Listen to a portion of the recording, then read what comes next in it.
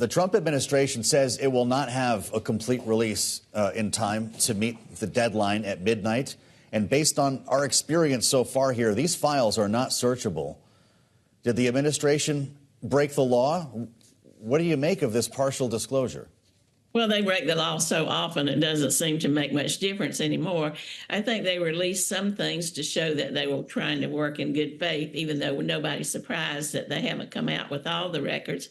And notice the timing right before everybody leaves for the holidays. We're not in session now.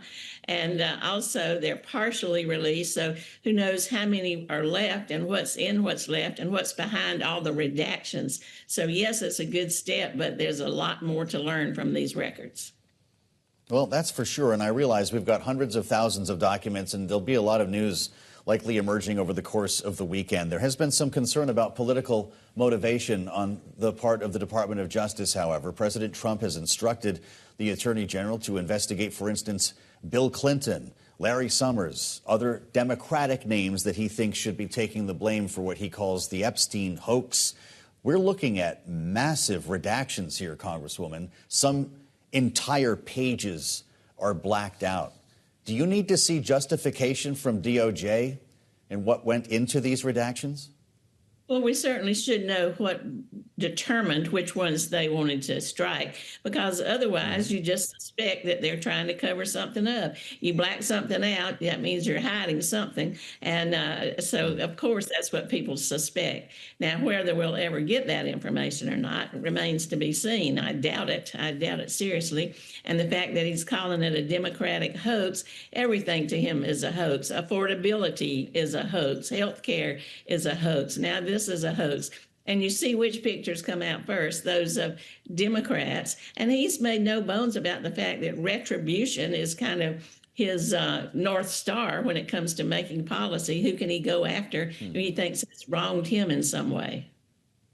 Well, it's interesting to talk to a member of Congress as these files are rolled out. We're scrolling through them right on the screen as you and I are talking, Congresswoman. Do you have staff? I'm just curious how your office is handling this, or other members. Do you have staff going through this, or are you receiving the news through the media like everybody else? Well, I first received it through you all, but we do have staff assigned to this. I don't serve on the oversight committee, so I'm not directly involved in it like the committee members are. But certainly my constituents are interested in what it is. They want to be sure that justice is done. And, of course, everybody wants to know what is in the scandalous reports, what's going to happen to the girlfriend in prison. Will she really get out? Is she getting special treatment? All those kind of sordid details just add to the drama. Well, you know, of course, we wouldn't be having this conversation, Congresswoman, if it were not for a discharge petition, which appears to be the only way anything gets to the floor these days. Mike Johnson did not want this released. He wanted it to go through, as you just mentioned, the Oversight Committee. Will he regret that decision? Well, certainly he's gotten a lot of pressure and a lot of pushback, not just from Democrats, but some Republicans, too, are saying, my constituents are demanding to know what's in there. We need to get it out. We need to put it behind us and move forward on something like health care. But you are right, whether it's shutting down government, whether it's calling a recess so you don't have to have a hearing, whether it's discharge petitions where you force a bill to come to the floor, or just how many censors we've had recently. That seems to be about all that gets done. Congresswoman, you serve on the Foreign Affairs Committee, and I have to change the subject to some breaking news right now. The Secretary of Defense, Pete Hegseth, has just gone on social media to announce that U.S. forces have commenced strikes in Syria. They're calling it Operation Hawkeye Strike to eliminate ISIS fighters, infrastructure, and weapon sites, he writes, in direct response to the attack on U.S. forces that occurred December 13th. In Palmyra, Syria. He says it's not the beginning of the war, a declaration of vengeance. Were you briefed on this before the strikes?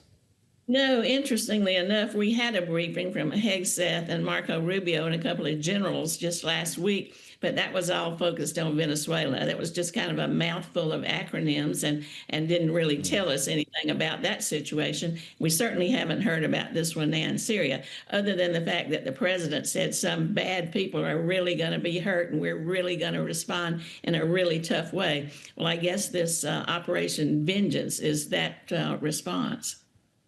Wow. Well, the Secretary writes today, we hunted and we killed our enemies, lots of them, and we will continue. Is this the tail wagging the dog? Is that what we're going to hear over the weekend?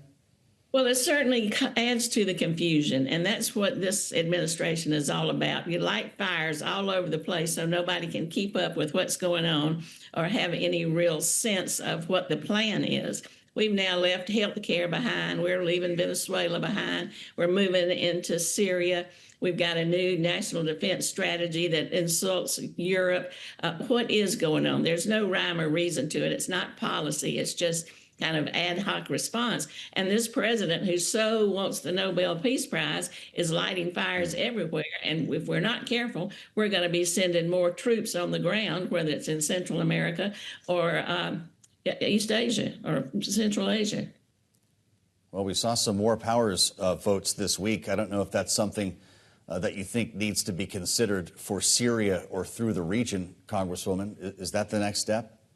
Well, you've got to watch all of these points of aggression, whether they're acts of war or not. The War Powers Act is a provision that's been there since right after Vietnam that requires the president to come to Congress to tell us what's going on. And we have certain provisions that we can use to stop any kind of action where we take the initiative, not in defense.